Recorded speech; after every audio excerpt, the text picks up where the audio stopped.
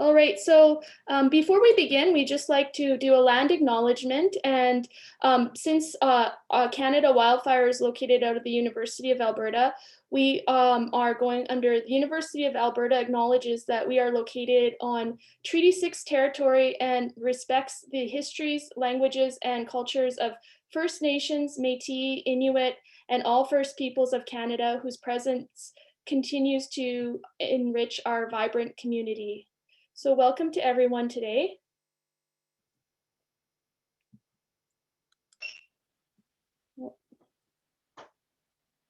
So as we begin, I'd just like to acknowledge that Fuels Friday happened through a collaborative effort between researchers and practitioners. And we've had a planning committee that has been working on Fuels Friday since approximately the end of October. And we've been meeting semi-monthly to bring this session to you.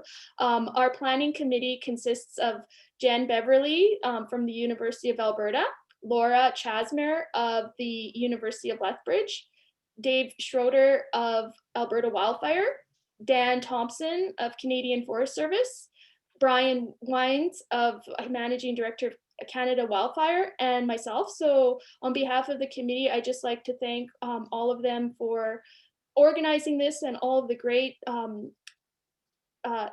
experience and knowledge they brought and all of the great ideas that they brought so we could all get together today. So welcome everyone. And I just want to let you know some session guidelines. So one moment here. So we, like I mentioned, we are recording Fuels Friday sessions, and we're going to make our recordings available via our eClass site. Most of you will have already enrolled in eClass. I did send an email on February the 1st on how to enroll. If you do have any problems, just let us know and we'll get you access. That's where we'll be hosting all of the information resources for you to access.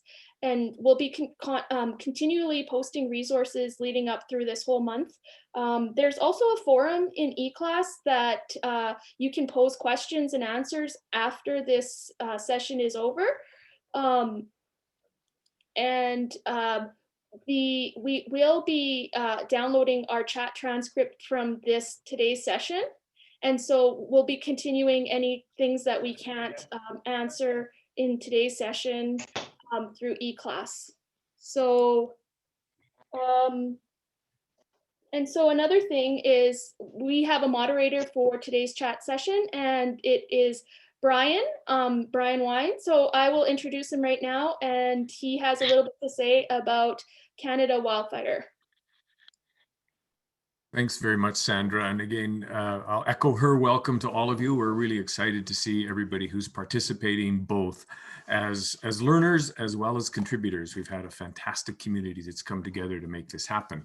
And that community actually lines up very much with a lot of the things that we do in Canada Wildfire. And many of you are aware of what Canada Wildfire is. So at risk of sort of repeating it for some of you, just want you to be aware that Canada Wildfire is a partnership between academia and governments. And so it started in 2009, basically between the Government of Alberta, the Canadian Forest Service, and the University of Alberta. And over the last number of years, we've managed to gradually expand that partnership so that we still we basically have BC, Alberta, and Saskatchewan as members. We have Parks Canada and the CFS from the federal family, and the Northwest Territories will be joining us in the new year, and we've sort of brought them alongside sort of as soon as they've sort of made that commitment.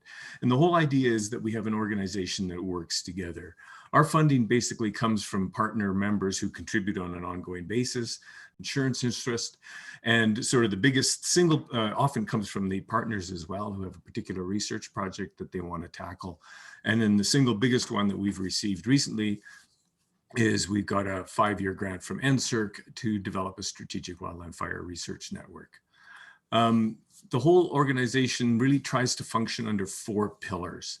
The whole idea of research, education, and those two are very closely tied together, as you can imagine, because by doing top-notch research, we also create an opportunity to create an education environment where we've been able to train a substantial number of graduate students, as well as a number of undergraduate programs, or a number of graduate courses have been offered to other forestry programs as well.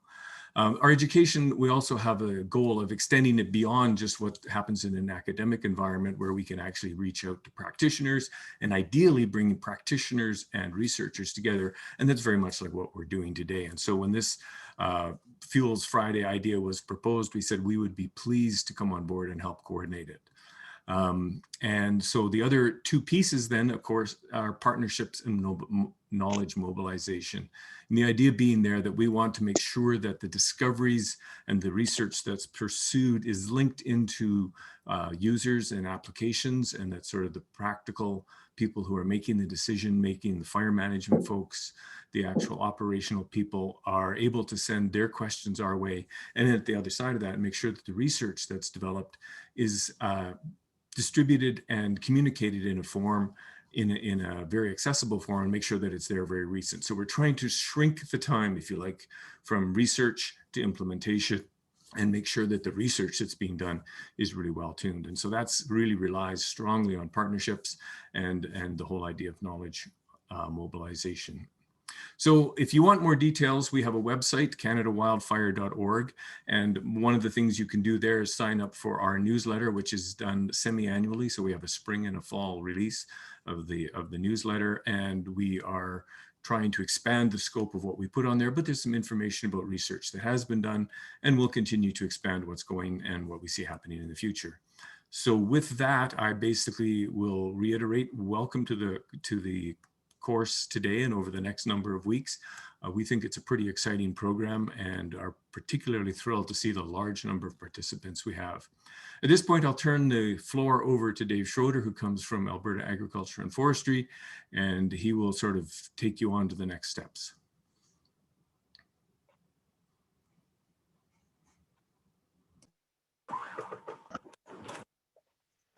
Good morning, everyone, and thanks for joining. When we first thought of having this kind of workshop, the idea was that we might get a couple of dozen folks together and talk about fuels. And I see on the participant list, we've got 136 signed in, and I imagine some of those are boardroom meetings, so quite a few more than that, which is fantastic. Tells us that we have landed on a timely topic. So this workshop, this series of workshops is about fuel structure. And why are we only focusing on that? Well, to start with maybe my interpretation of a bit of humor, rocket science is pretty easy. It's just a tube full of fuel and a pump and a nozzle and an igniter and some fins, and away you go. And we all know that wildland fuels, as practitioners and researchers, are far more complex. So rather than try and cover all the aspects of wildland fuels, we wanted to build this into a series of workshops, and we chose to start with a focus on fuel structure. And of course, as we were developing the program, we realized that even focusing on fuel structure is a big task, and we're really going to be scratching the surface on that. But I think it's going to be a really good interaction between practitioners and researchers. So Sandra, the next slide, please. So for our first session this morning, we want to talk about why fuel structure is important. So we'll have the first hour, or the first 45 minutes or so, we'll have a group of practitioners together in a panel discussion, and they've all uploaded videos to the e-class. And so if you haven't had a chance to look at those videos, would ask you to please do that, as we'll want to get right into the discussion with them about how fuel structure affects their work. And that's quite a diverse applications of fuels that they use in their jobs. And then in the second hour, we'll have more of a research focus and have some researchers talking about how fuel structure is used in operational and research scale models, and talking a bit about structure and physics. So before we get going into a little bit of a definition, just want to ask folks that for the panel discussion, we would ask you to enter or type your message in the chat box, and Brian will help me to organize which questions to pass on to the panel members. With this many participants, I don't know that we'll get through all the questions, but we'll keep them in the chat and store them in the e-class. There's also in e-class a forum for questions, comments, and discussion. So if you have some comments or ideas or reference material, something like that you want to share, please use the forum instead of the chat box. And that way we can separate those things a little bit. And we'll keep the material in the forum as well. So that will help us in many ways, whether it's ideas for research or if it's something that we can address as workshop committee members, we'll try to do so. All right, I think we'll just keep on moving here, Sandra. Thank you. So we're focusing on fuel structure. What is that? Well, there are many definitions, and I think most folks can will try and visualize in their minds what fuel structure is. And we don't have a hard definition, but loosely we refer to it as the physical properties of vegetation. So the picture you can see below has a structural component that you can visualize quite easily. And the way that vegetation is aggregated or assembled into fuel classes is part of fuel structure, and you'll hear that in the discussions today. And then of course we want to measure it and quantify it. So that might include parameters like shape and size and so on. So that's generally how we define fuel structure. And of course, there are many other characteristics about fuels that we use interactively along with fuel structure, because they're all important to fire behavior. And we hope that this is not our last set of workshops, and then Fuel Friday next year we'll cover another topic in depth. Next, please. So before we get in the panel discussion, just a reminder that we'll have session 2 next week, same time, and that will be looking at fuel measurements. And there are a number of videos already posted to eClass that you can have a look at before the session, and there'll be more posted early next week. So let's get started with the panel discussion. Okay, so for this morning's panel, we have Mike May from Alberta Agriculture and Forestry, Jane Park from Parks Canada, and Sonia Leverkus, who's an independent contractor and working with everybody in Western Canada and beyond. So in case folks haven't had a chance to look at your videos and get your introductions, maybe just 1 or 2 minutes, a little bit about what your job is and where you're working, and how you want to use fuel structures in your work. So let's start with Mike. Yeah, good morning. You can hear me okay? Perfect. So yeah, Mike May. I work with Agriculture and Forestry, Wildfire Management Branch. I've been with the organization for 20-ish years, I think. Sounds weird when I actually say it, but so I work in the role, I'm a wildfire training specialist, and I work out of our Provincial Training Center in Hinton.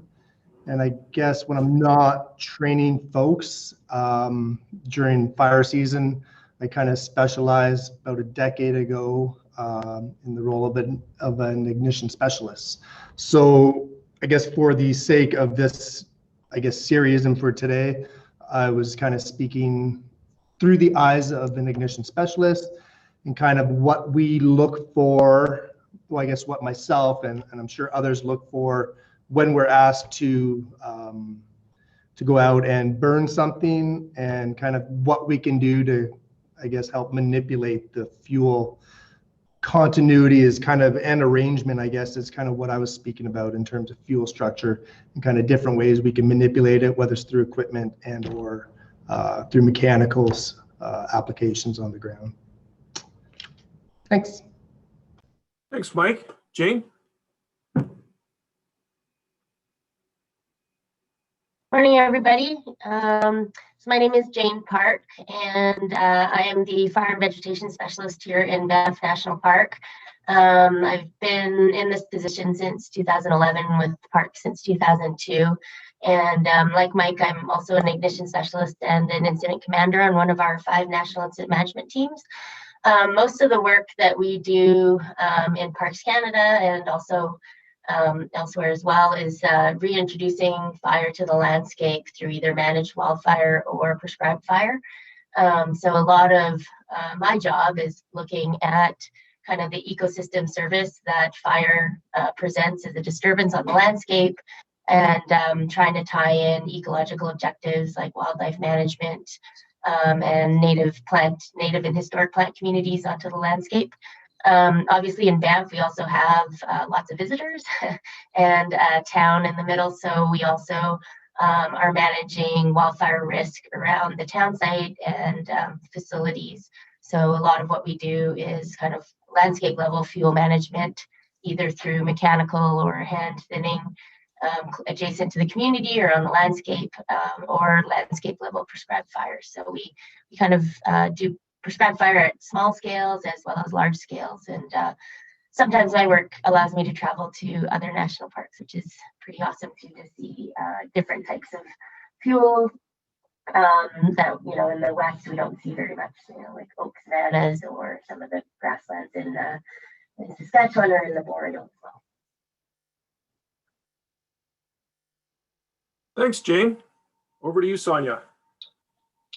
Good morning. Having me join in. I'm really honored to speak to you from Treaty 8 traditional territory here in Northeast British Columbia. And it's great that there's so much participation, and I echo Mike and Jane's comment. I'm also an ignition specialist, and I work for myself. I have 2 companies, Shifting Mosaics Consulting and Northern Fireworks. We do a lot of work with prescribed fire, sort of the full suite from planning to implementing to research. I'm also working in Dr. Jen Beverly's lab at the University of Alberta. And I do work in a lot of different places, and I wear a lot of different hats. And maybe another component for fuel structure that I've mentioned in the video is to remember that fuels are also obviously vegetation, and that vegetation provides critical forage and browse for wildlife and other grazing herbivores, as well as structure across the landscape. And then on the flip side of that, I think also there's a lot to be discussed about fuel structure and how we determine how much fuel we want on a landscape or adjacent to a community. So I'm very thankful to be part of this discussion. Thanks. Okay, and Sonia, we'll keep your mic live here. We got the first question, and maybe this is a loaded one, I don't know, but thanks, Marty. It's the question is, has the research on fuel structure to date lived up to your expectations? If you want to think about that for a minute, we can see if one of the other panel members wants to. I'm happy. Yeah, I'm happy to kick it off and then pass the mic over definitely to Jane and to Mike. And thanks, Marty. This is definitely a topic that I talk about a lot with Marty. So I would like to talk a bit about fuel structure and surface fuel loading, because I'm actually quite new to that, as opposed to the wildlife and the forage discussion. I have a lot of questions around fuel structure, and especially in British Columbia, what we consider to be the appropriate fuel loading around communities, and how we know if that is or isn't appropriate, either ecologically or economically. And I've just recently, only in the last year, been exposed to a lot of this discussion, and I think that there is much room for testing of what we're doing with our fuels, with our fuel structures adjacent to the wildland urban interface. And I do think that Fuels Friday is a great concept, because hopefully we'll be able to address some of that. And maybe, Dave, I'll let you go from there. Thanks, Sonia. Jane, what are your thoughts on Marty's question? Yeah, well, thanks, Marty, for the question. I would say that I think largely the research to date has been really helpful in terms of us implementing prescribed fire. You know, like most of the models that we've got, we know enough about them, you know, where their shortcomings are and whatever to actually predict fire behavior and do it to the scale that we need to. I think some of the research that would be helpful going forward would be looking at, you know, as Sonia mentioned, modified fuels to monitor effectiveness of fuel treatments, as well as other fuel types that are kind of atypical to the standard fuel types, like shrub kind of areas, and those types of fuels. So I think, you know, so far to date for what we have to do, I think it's been really great, but there's definitely room for some looking at kind of where fuels are taking us in terms of, you know, maybe some of the forest insects and disease modified fuels, and you know, human modified fuels, or even in our case here, you know, when we're trying to implement multiple prescribed fires to restore native habitats, we're kind of dealing with a bit of a beyond the range of natural variability in our fire regimes. So the fuels are definitely a bit different than what we've got in the standards. Thanks, Jane. Over to you, Mike. Yeah, for sure. Really great question. I think for prescribed fire planning and stuff, for sure the folks look at the research, and it's super helpful from what I've heard. In a wildfire situation, I don't dig too much, I guess, into the research stuff, because essentially, like, if I'm on a wildfire and I'm asked to go out and burn something to kind of fight that fire indirectly, I can look at the fire and I know, like, pretty much if the fire is burning pretty well and it's pretty active, I can be very confident that whatever I'm going to put down on the ground is going to burn equally as well. So I mean, the science and the research, that's just common sense, I guess. But certainly from a prescribed fire perspective, I think the research and the data is super important, because there are, you know, specific parameters, and you might be looking at, maybe you're just looking at, you know, full surface consumption, but keeping the crowns intact, or vice versa. So I mean, I think the research and stuff will certainly help those planners be within those goalposts, if you will, of the prescribed fires. Just it's interesting point, and there's lots of questions coming in, but it sounds like for ignition on wildfires that experience is the biggest component. And I wonder if Sonia and Jane, you've both done ignition as well. Is that something that you would agree on, or do you have a different perspective from your experience?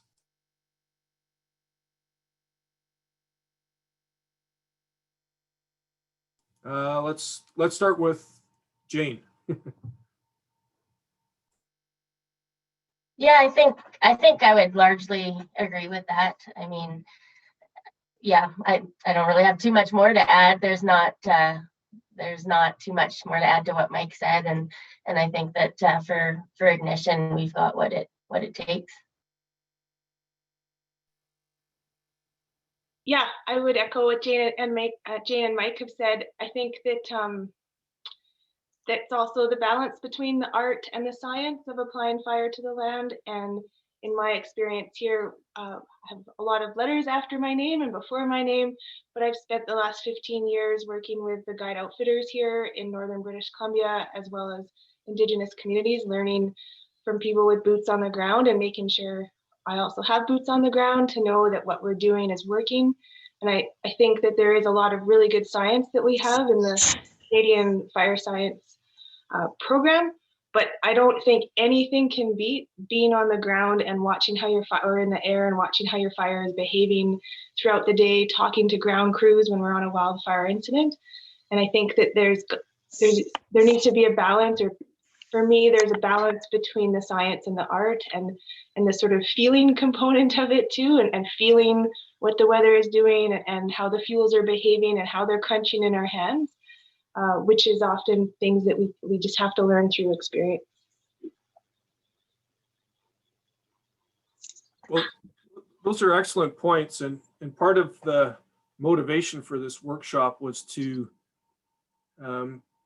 get researchers to see what the perspective of an ignition specialist or a fire smart planner is. So so that's really interesting, and I hope that's valuable information to especially some of the students who are in the forum here and may not have the benefit of that experience. And so we've got lots of questions here. Brian, is there anything here that, and there's a real good diversity of questions. Is there something that maybe we can pick out for the next round of discussion?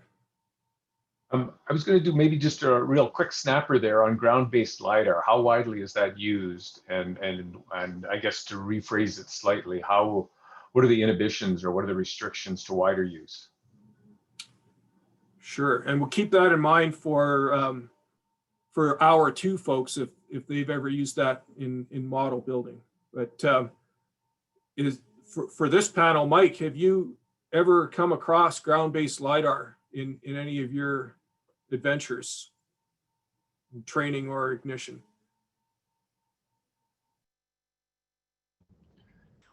No, in short, I have not. It's so new. It's not something where you can have a virtual reality helmet on while you're flying an ignition mission and see the data. Jane or Sonia, have you had any experience using that technology yet?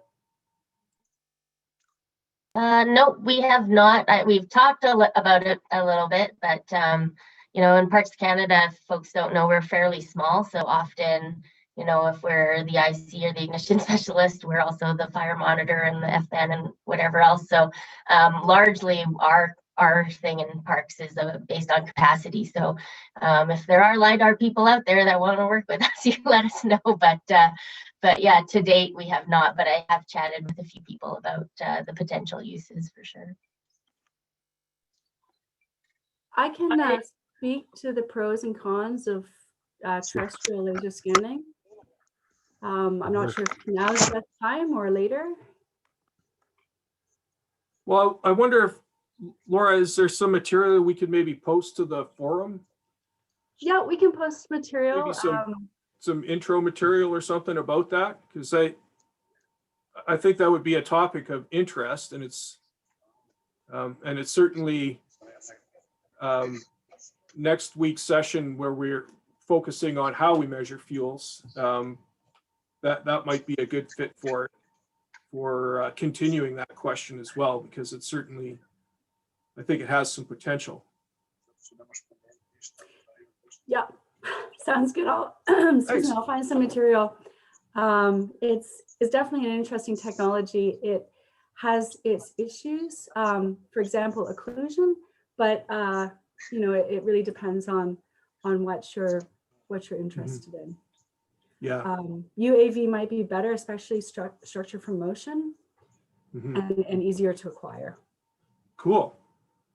All right. Well, Brian, let's continue.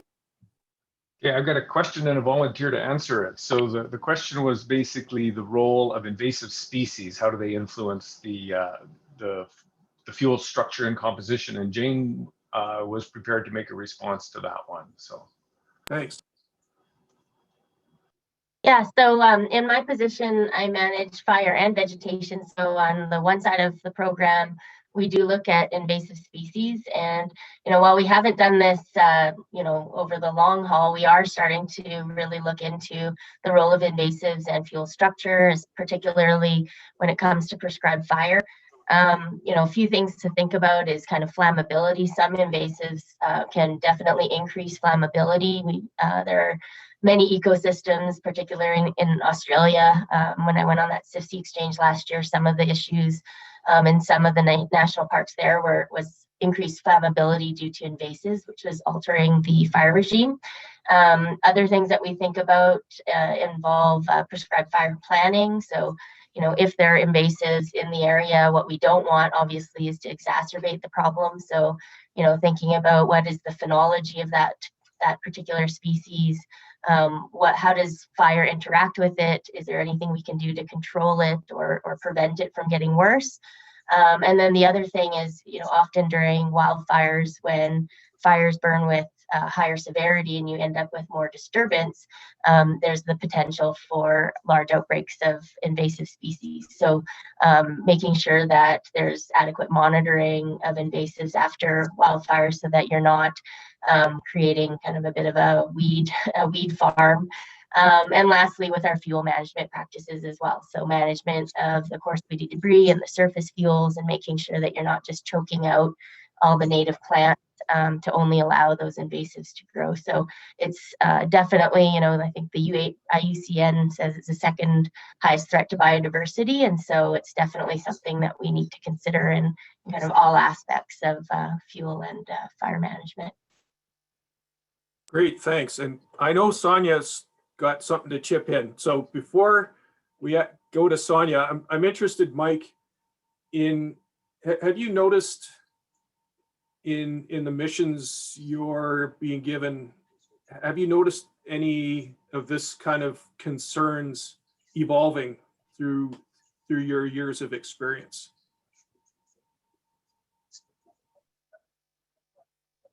Oh, you're muted.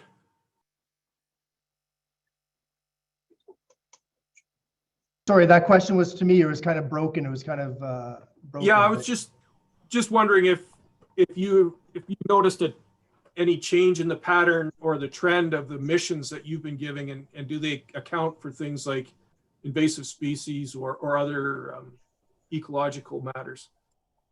Yeah, I think for sure. And I mean, certainly, like, there's certain areas where, I mean, they're on the blocks to burn regardless. Like, prescribed fires are in the works. So I mean, in areas of that, like whenever there's a natural occurrence of a wildfire in an area that we want to clean up, then and for whatever reason, whether it's from invasive species or wildlife habitat improvement or whatever, then we certainly have the ability to go in there and kind of maybe help a natural occurring fire through that with the help of some ignition.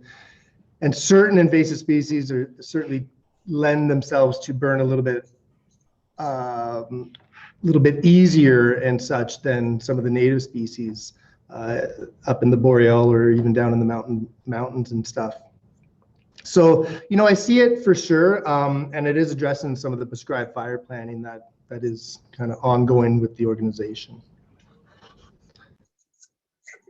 Great, thanks. And before you answer, Sonia, I was really interested to learn this year that white-tailed deer are not native to the boreal forests in Western Canada. So, and they affect fuel structure in their own way, amongst other things. So that was an interesting thing I learned. But Sonia, you've got a lot of knowledge about both vegetation and animal species and fuel structure. Yeah, thanks, Dave. I think that it all depends on what we determine as genetically local and genetically native, and how we define invasive and how we define native species. But I did want to just sort of go back on two comments. The discussion around Lidar. I just want to give a shout out to the Burns Lake Community Forest and the Chinook Community Forest here in British Columbia. They have both been developing Lidar and their Lidar databases, and it's really excellent technology. And I'm not shy to say I don't know how to use it. And I tried in our prescribed fire burn planning this last year, but for me, it didn't quite click in my head being able to look at Lidar and plan our prescribed fire units. But what did work really well is drone photography, and the drone imagery that we got for the Burns Lake Community Forest prescribed fire units was outstanding, and it really helped in all of our planning and mapping.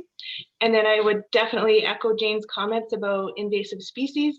And my one comment operationally, if anybody out there is working on the fire line, don't land your helicopter in a patch of scentless chamomile if you can avoid it, and don't drag your hoses through a whole bunch of invasive plants that you're going to then drag into the fire, onto the fire line, and into the black with you. And I think that while that sounds a little, I'm being a little bit funny, I'm very serious about that, especially in our remote locations. It's very easy to pick a better landing helipad and to have your crews trained in invasive species identification so that we can prevent the spread of invasives. And Dave, I'm happy to talk more about wildlife interactions with fire, but you can let me know if we want to go to another question.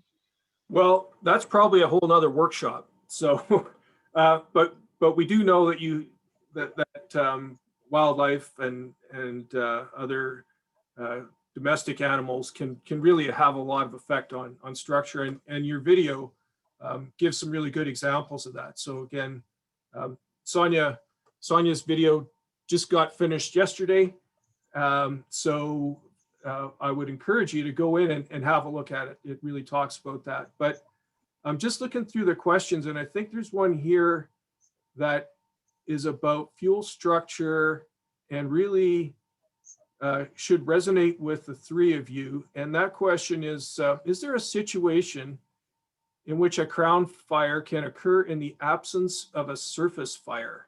So those of us who've taken the fire behavior specialist course might have answers, but from an ignition perspective, that might be different. So Sonia, do you want to lead off while your mic is live, or do you want to just think about it for a minute?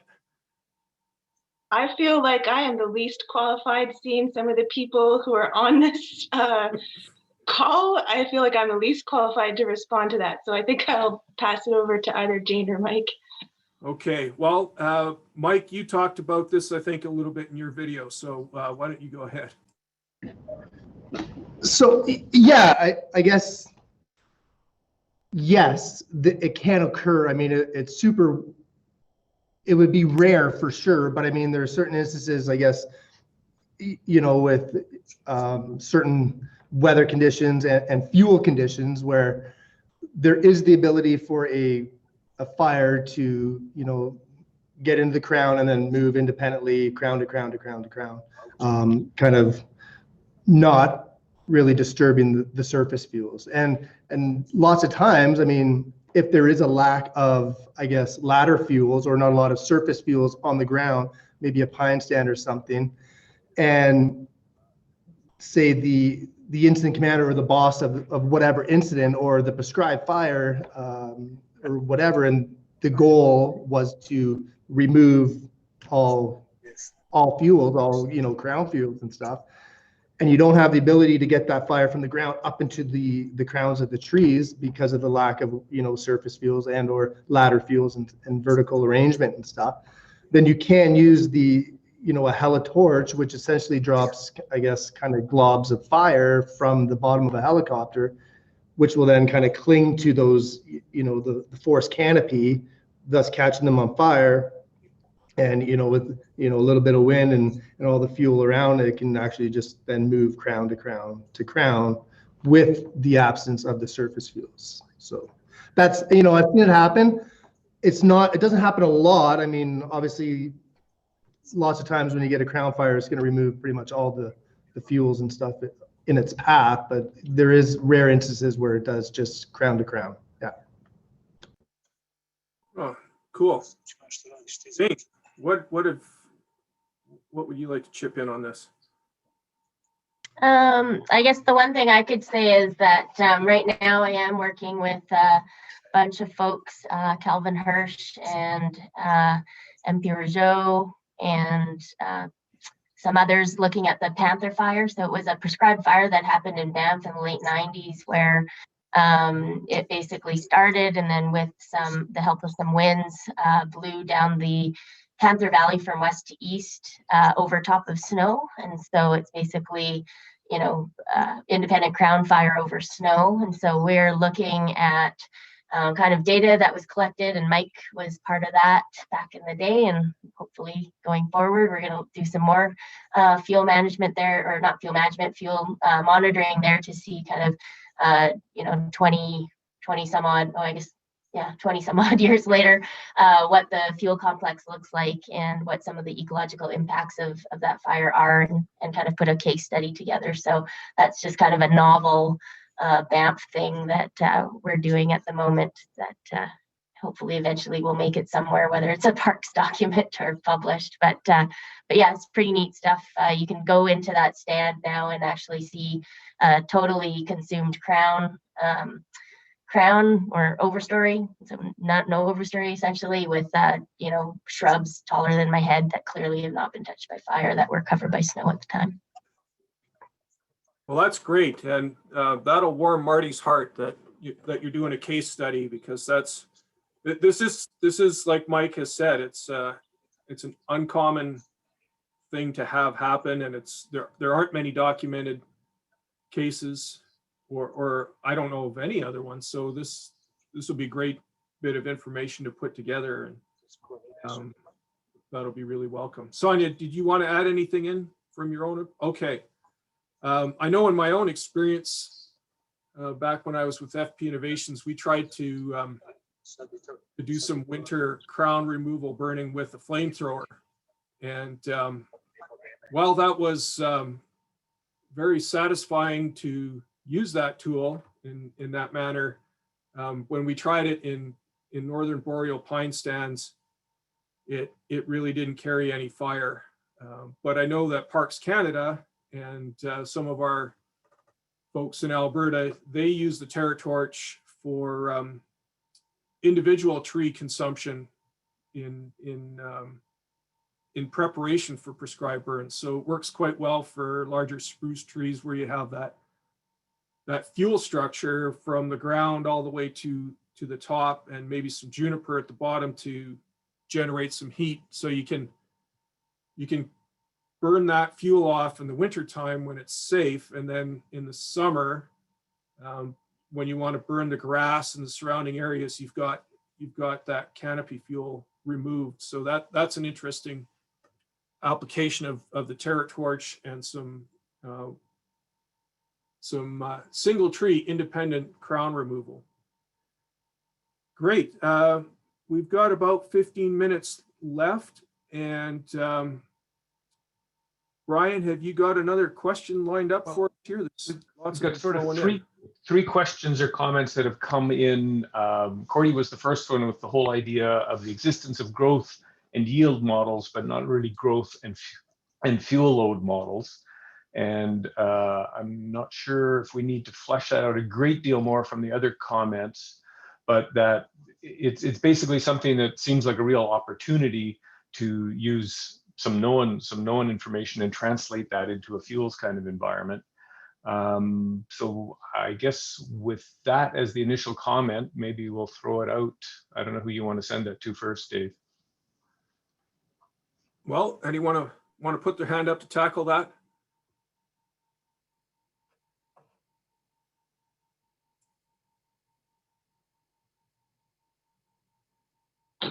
Okay. Okay. Thanks to Cordy for the question about growth and yield models. I do not use those, but I can say that I think that there is a place for modeling when we're talking about fuel structure and fire, but sometimes some of the things that I believe that I do with, especially with prescribed fire, I haven't incorporated a lot of modeling. Really, there's a heavy reliance on the prescribed fire burn plan. And then alternatively, when we're in emergency management mode, we really need to make decisions and make plans very, very quickly within a couple hours. So that's my contribution to the growth and yield models.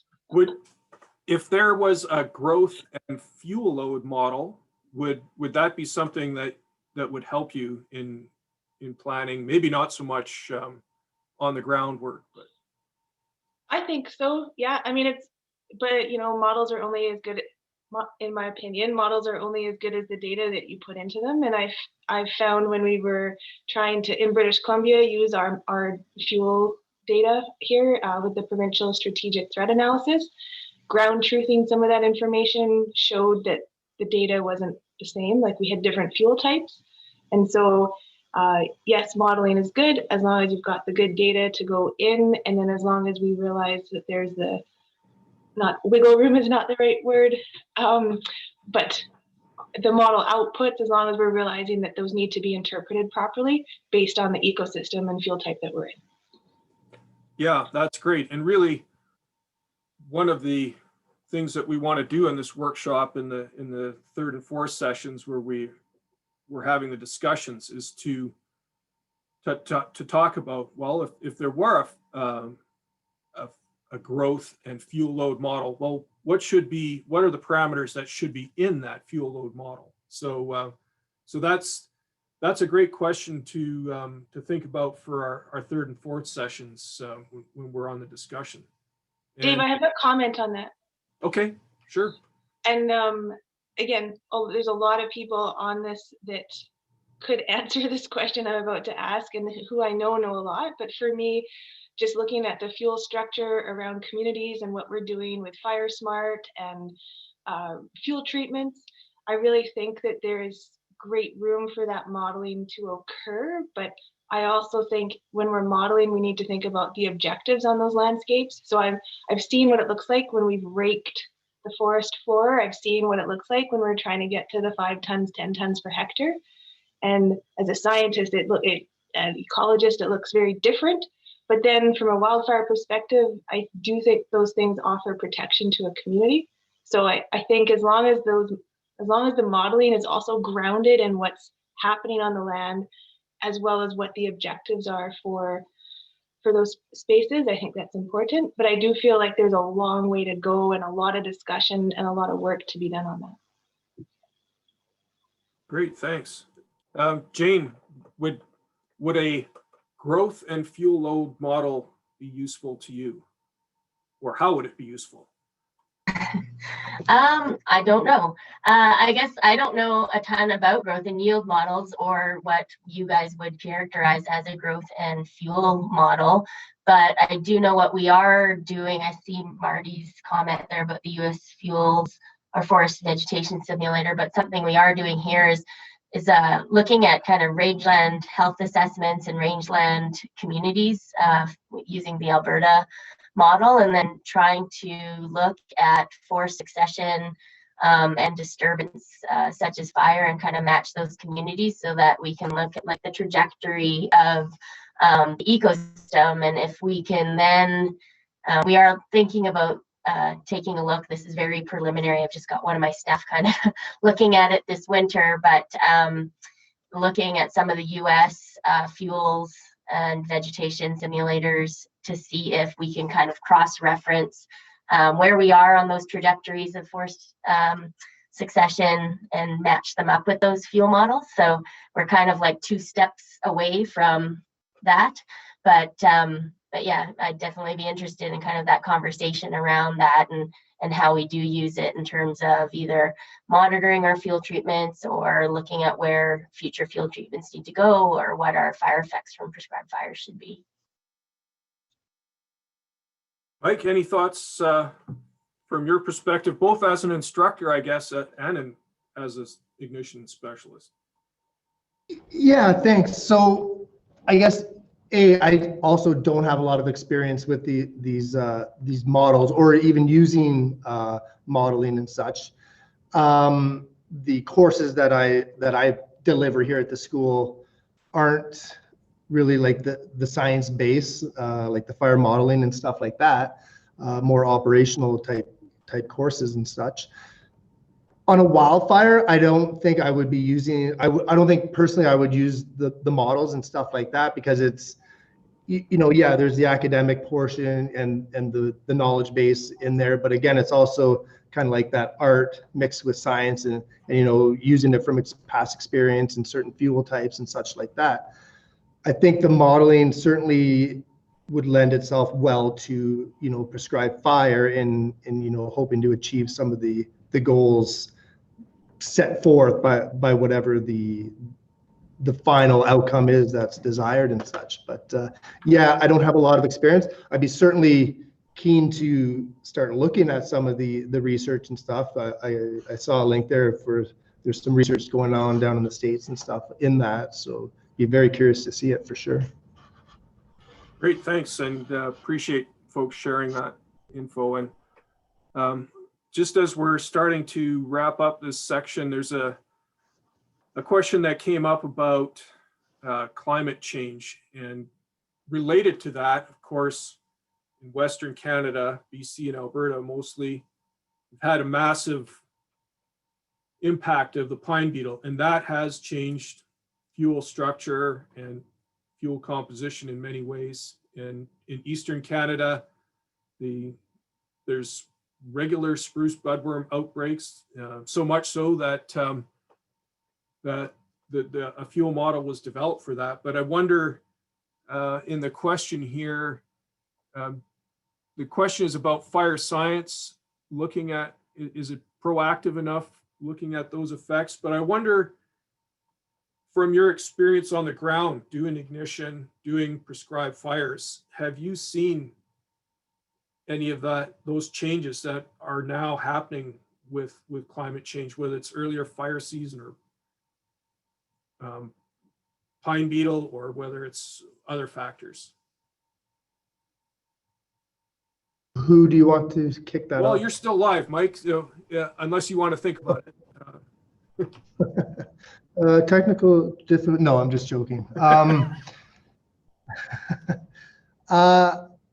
Yes, certainly. I mean, the climate change and such is, I think we'd be fooling ourselves if we thought that it wasn't affecting the number and the intensity and the severity of the fires that we're starting to see. And obviously fires have been around for eons, long before we've been here and long after we're going to leave this place. But I think like the global warming, and I think the success rate also that agencies have had in a very hard and fast initial attack and get those fires out and get them out quick before they have a chance to develop into these large wildfires and stuff. That with the changing temperatures, you're seeing that such a large fuel load now on the forest floor. And I mean, up in the boreal forest, I mean, fire's a kind of nature's kind of cleanup tool, get out of the old and in with the new type of stuff. And with the absence of those fires being able to occur because of a very successful initial attack program, when we don't catch these fires now, it doesn't take a lot. And with the higher temperatures and the drier conditions, it doesn't take a lot to get these fires all of a sudden to go, catastrophic and really grow. And then, when they get up and going, there's not a lot that we can do as a fire management program. You're essentially waiting for weather to help you out. So I think it's certainly an issue. Obviously, I don't have the answer. If I did, I probably wouldn't be sitting here, but it's something that certainly needs to be addressed moving forward for sure. Great, thanks, Mike. Jane, any thoughts from your perspective? Yeah, I mean, the observations I think are pretty well known from everybody in terms of season length and fire severity and frequency. But I think in terms of what we can do management wise is kind of aim for, catchphrase of resilient landscapes. So trying to set up our landscapes so they can withstand, more frequent fires or longer periods of drought.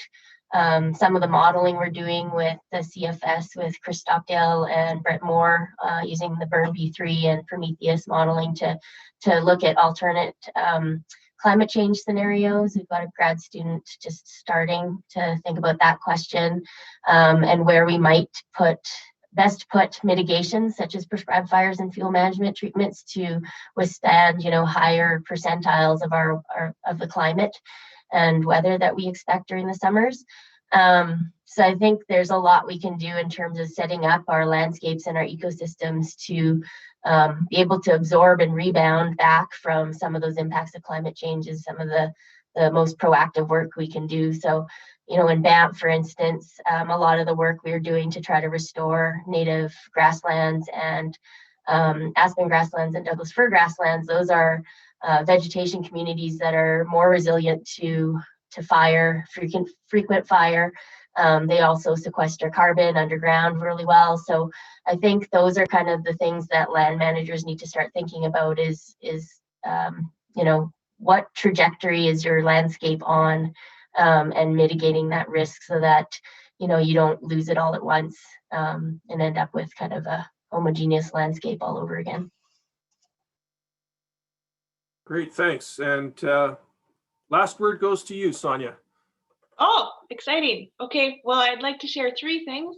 So just around what I maybe felt for a changing climate. And I totally echo with what Mike and Jane have said, and I think fire absorbent landscapes are the way to go. Just in my experiences here in Northeast British Columbia over the last 15 years, I feel like we're getting stronger Chinooks that are happening for anywhere from 5 to 15 days in January. And then that is creating snow-free conditions in a lot of our mountain regions, which, could be potential for even doing a prescribed fire maybe in the winter if it was warm enough. So the Chinooks in January I feel like anecdotally that I'm seeing more and more and more over the last 15 years. In the springtime, our snow is sublimating. So anywhere from 72 hours or so, our intense winter just breaks. And then all of a sudden our snow is gone. And that's really important because a lot of people traditionally and historically have used snow as a break for our prescribed fires to burn into. And then with that snow going really, really fast, we keep getting a really high increase in spring temperatures as we come out of the winter where everything is dry. And then we hit spring dip really, really hard. And when we look at the big fires in the boreal over the last 5 years, that spring dip is when those big fires are starting. And I have not got any science around this, but I feel like the condition that our fuels are in spring dip is really perfect for prescribed fire, but also really perfect for aggressive wildfire spread. And I'm not sure what we can do about that, but it's just observations from the ground. Thanks. Okay, well, thank you to all the panel members. Anybody wants to put up some reactions, you can put up a thumbs up or clap, but really great discussion. And I hate to cut it off here, but we are right on the hour. And so I appreciate the thoughtful comments. And it's quite interesting to see or to note that while, this workshop is about fuel structure, everything is really connected. And so, when we address these questions, especially from a broader picture, we have to think about all the factors around wildfire, and those are quite broad. So it goes back to my comment about rocket science being quite easy relative to what we're trying to do. So thanks again. And now we're going to switch over to Mike Watton and Jonathan Boucher.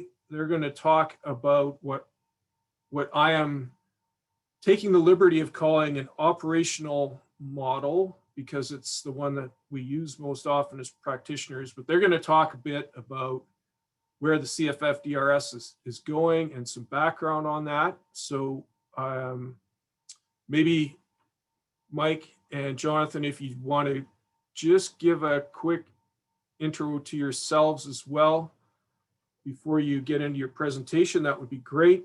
And Sandra, if you can hand it over to Mike, he'll start us off.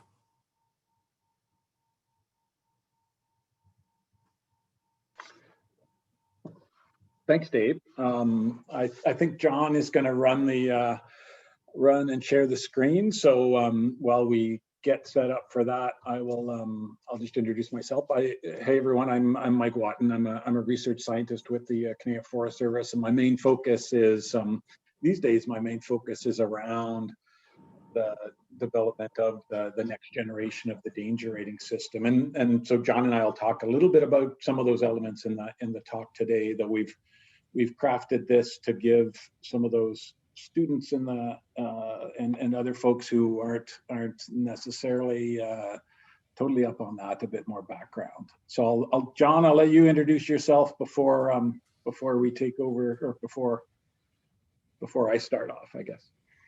All right. Just making sure everyone can see my my screen there, the screen I'm sharing with the presentation. It's all right. I can, yeah. All right. Sounds good. So hello, I'm Jonathan Boucher. I work for the Canadian Forest Service as a research scientist. Started just a bit over a year ago. I used to be, I spent four something years working with Subfer in different positions. And prior to that, I did my my PhD on mainly post-fire ecology and looking at burn severity and remote sensing. And I have a background as a forest engineer, so I guess you guys call it a registered forester. So I have got a background in forestry and basically forest structure and so on. So Mike, I'm just gonna switch to the presentation mode. And let me know if anything is not working already, but it seems that you have the control button. Okay, thanks, John.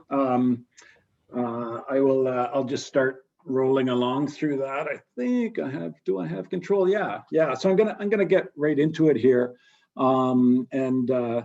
You know, for us, from the fire behavior side, the fire danger rating side, fuels are obviously a real critical part of understanding and predicting fire behavior. Fuel structure, for instance, can be the difference between a manageable spreading fire and a crown fire spreading at a much higher rate with much larger flames. And so this can influence not just the safety of personnel in the fire line, but also, since the fuels that are burning contribute directly to the resulting fire line intensity, they can be the factor that lead to pushing that spreading wildfire above the threshold for successful suppression, essentially. And that's even with heavy air tankers. So everybody in the fire community should be familiar with Byram's formulation for fire line intensity. You know, it's a very simple framework, really, but it's used in fire management around the world to capture the energy and represent the energy coming off of fires. So, and by doing that, it's strongly related to fire size, and this resultant fire intensity from Byram's formulation is also the main indicator used to assess the effectiveness of different suppression resources on any particular day. And so fuel load, as you can see through that, fuel load being consumed in that contributes directly to intensity. So, you know, given that the theme of this whole Fuels Friday series is to generate discussion about fuels measurement and characterization, or that's my perception of it. Anyways, I think it's really important right off the start to talk about exactly what fuels we care about. So we do care about total biomass in a stand because it gives us an idea about the surface environment a fire might see. How much direct solar radiation is there heating the fuels, drying the fuels, and how much wind is there pushing the surface fire along. And knowing total biomass obviously gives us a general sense of how much fuel is there to burn and contribute to intensity. But it's really important to know that only certain fuels burn in a fire. Most of the biomass that's there prior to the fire is still there after the fire in the form of the boles of trees and heavy branch wood. So what we do is define what can actually burn as available fuels. And these are typically small diameter material that can be consumed in the passage of the fire front, which has a very short duration, really, only about 30 seconds to a minute, essentially. And so whether these available fuels are indeed consumed by fire depends on the type of fire, essentially. Is it a surface fire, or have you transitioned to a crown fire? And but ultimately, it's these available fuels that are the W in Byram's formulation. So while the Canadian Forest Fire Danger Rating System has multiple components and several subsystems, it's the FBP system, the Fire Behavior Prediction System, where the linkage between fuels, the moisture content in fuels, and weather is made. So in the FBP system, we use what we call fuel types, and these are standardized representations of different fuel complexes. We often label these by species name, for example, black spruce, jack pine, and while species is a pretty good label in terms of generally capturing important differences between these forest types, the really important thing about these fuel types is that they represent the structure and composition of the stand. And for example, the boreal spruce fuel type has a lot of vertical continuity in its canopy fuels, and this vertical continuity can act as a direct pathway of flames up into the canopy, while as in the mature pine, there's more of a separation, and so it takes a more intense surface fire to get canopy fire, crown fire happening, and there'll be more about that later. Just a couple of references here for you looking through these slides later, not important to talk about right now. I want to jump right into sort of the last slide on the current FBP system, just for background. And so there's 16 fuel types in the current FBP system, and they're all based on fire behavior observations from decades of experimental burning across the country, and also high quality observations from wildfire spread. These 16 types cover an important range of forest fuels across the country. By no means complete, but really they cover an important range in terms of forest structure. The challenge that we're finding is that this fixed approach has worked really well. This standardized fuel type approach has worked really well. But the fuel attributes within those stands aren't really modifiable if you can, in fact, measure them. And there is increased interest in a more flexible system that can be used to provide fire behavior predictions in a broader range of stand structures. A good example of this is fuels management, of course, where you might want to prune a stand or thin a stand and evaluate the impact on fire behavior. And so to achieve some broader flexibility in the system, we're making some changes to the basic models within the system overall.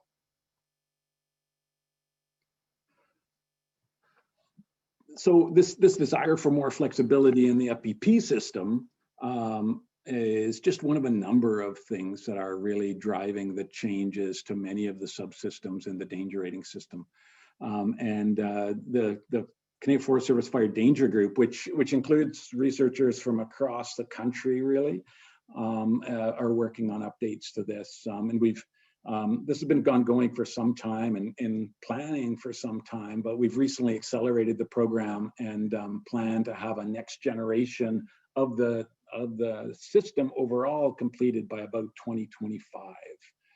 Today, I'm only going to talk about fuels and where they play a role. So this is mainly within the FBP system, but also, as John and I will talk about, there's also a role in the fuel moisture system now as well. So for us, currently the main indicators of fuel moisture in the CFFDRS, which is, sits in our FWI system, these track moisture in the surface of a closed canopy pine stand. These are not going to change in the new system. However, We have been developing stand-specific and site-specific adjustments to these moisture indicators for a while. And these let us account for stand closure, stand differences on fuel drying, essentially. For example, as you open up a stand, we'll be able to more consistently model the impact of that increased solar radiation on the drying of surface fuels. We've also at the same time developed some simple models for estimating the strength of the wind within a stand near the surface.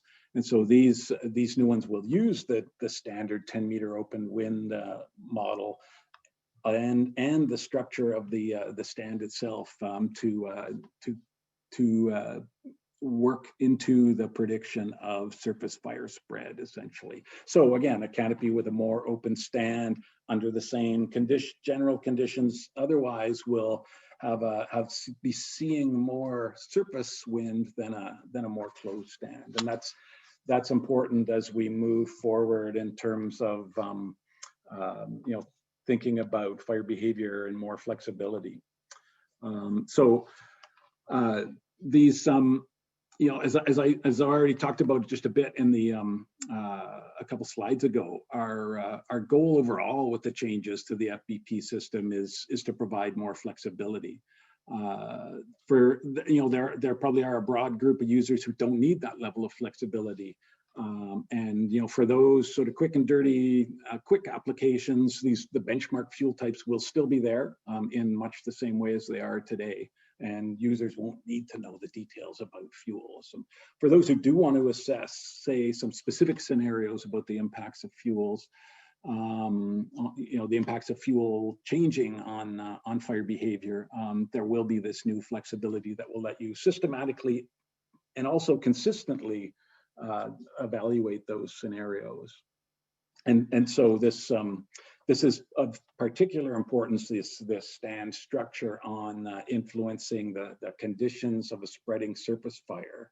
And why, spend a lot of time changing the model to fit surface fire a little bit more. Why is that so important? Well, a really critical element of fire behavior prediction is to understand the potential for transition from surface fires, which, remember, might be the manageable fire in terms of your current suppression resources, to a crown fire, which might be too intense for direct control. So it's this transition that is critically important. And in 1977, Charlie Van Wagner laid out a simple conceptual model for predicting both the critical surface fire intensity needed to have crowning occur, and also presented a very simple argument for the rate of canopy fuel consumption that is needed to provide enough energy to sustain a crown fire. And these really are like beautifully simple fire behavior models, but they capture most of the elements in the processes really well, certainly the key elements.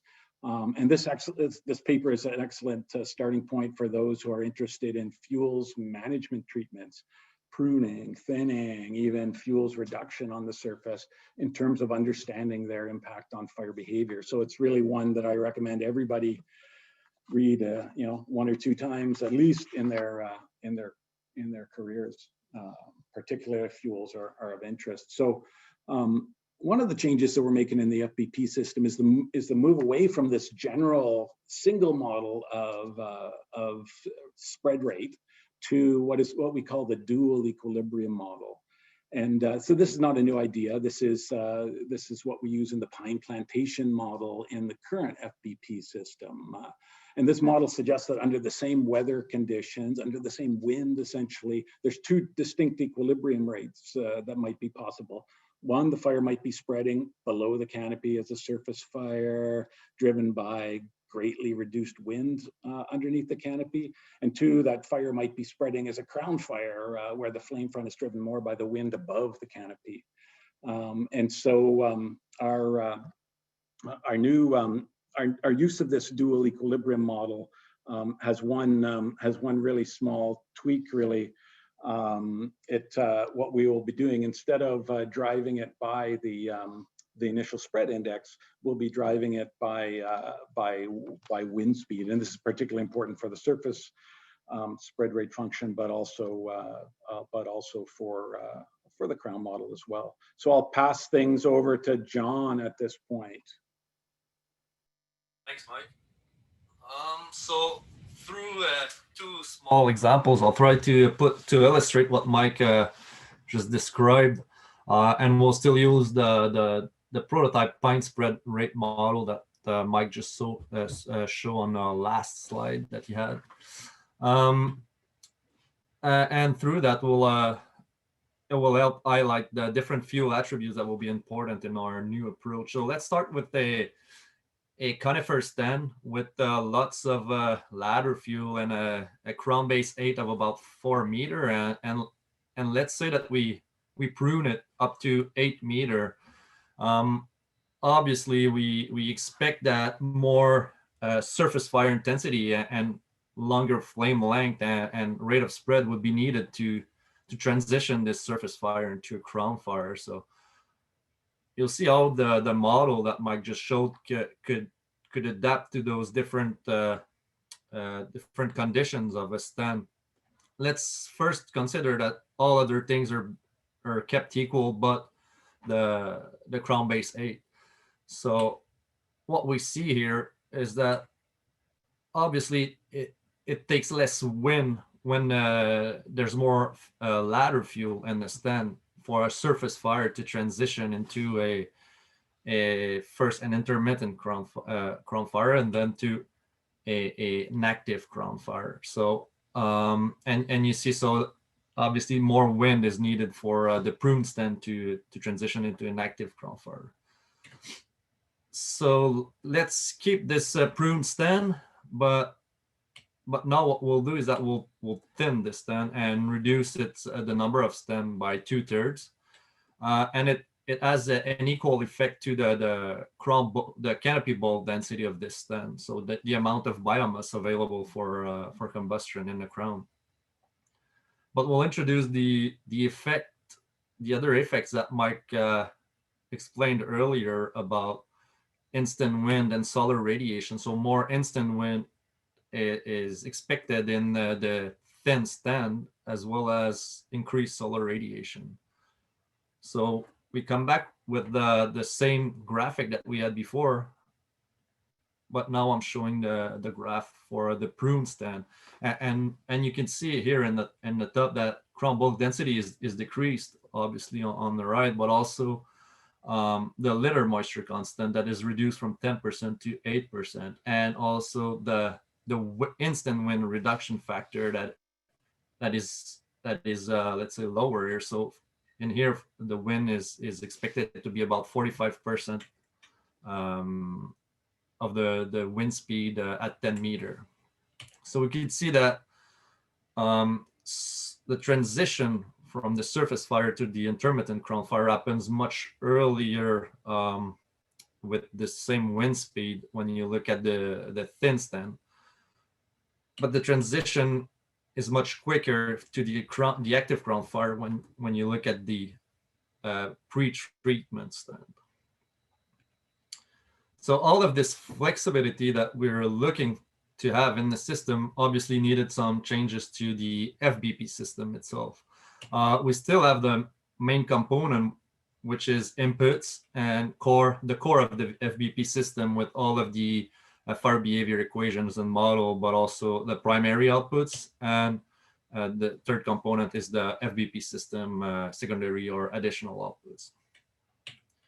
So in the core of the FBP system, there will be 3 models: a surface fire model, a transition model, and a crown fire model, which are directly linked to the curves that Mike showed earlier. And these will need some inputs to feed in, and some of them would need different fuel attributes from the stand, fuel structural attributes.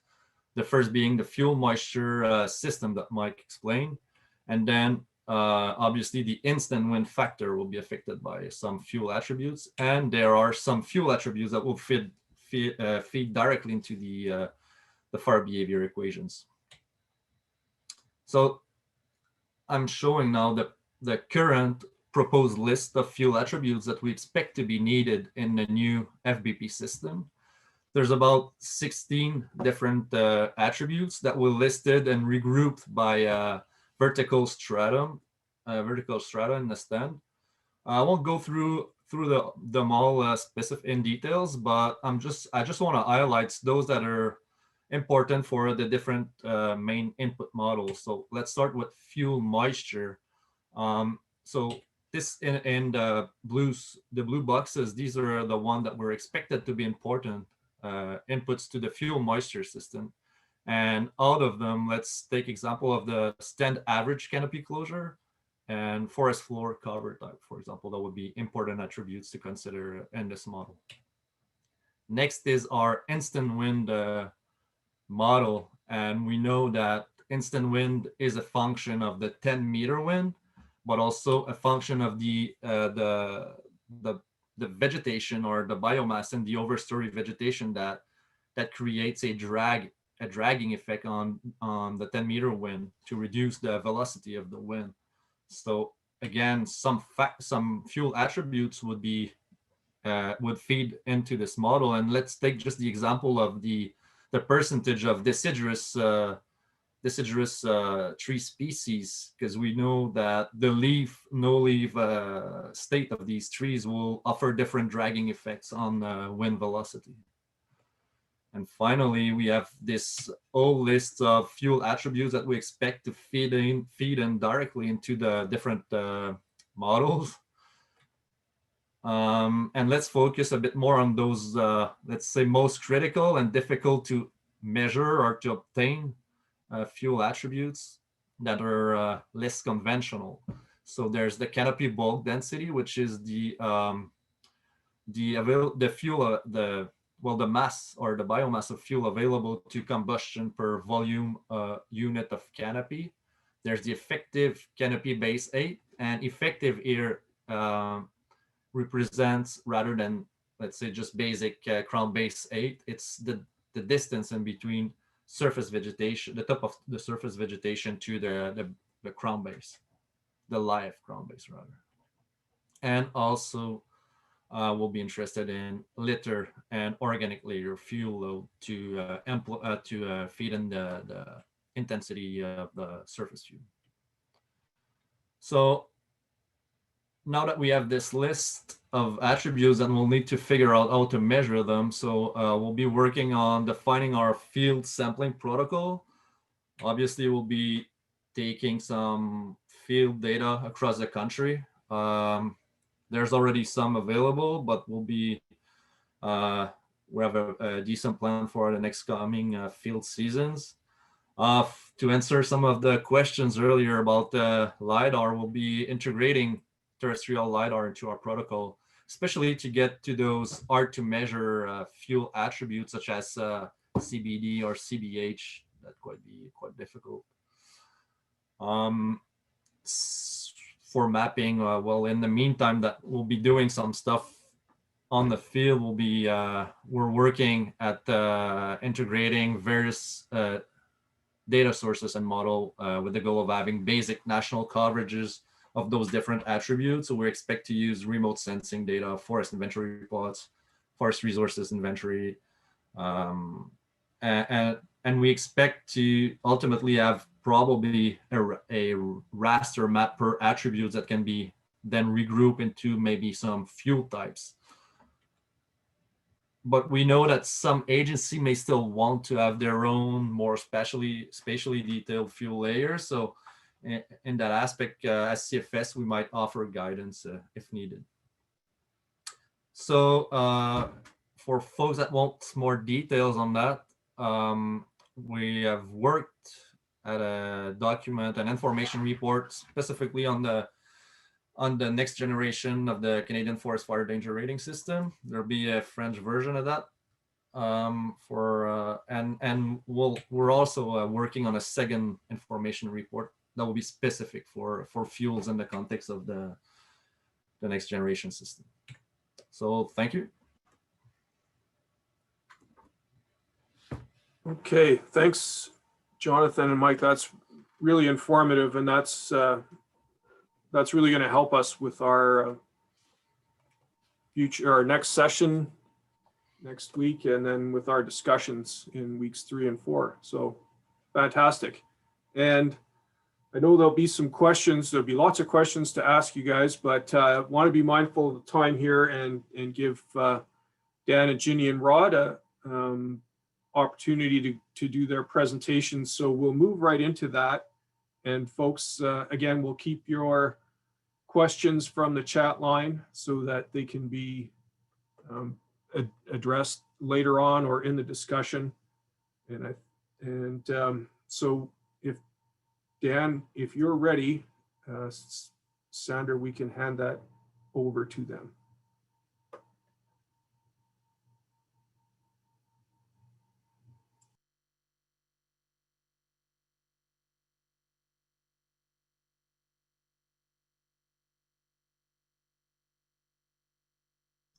There we go.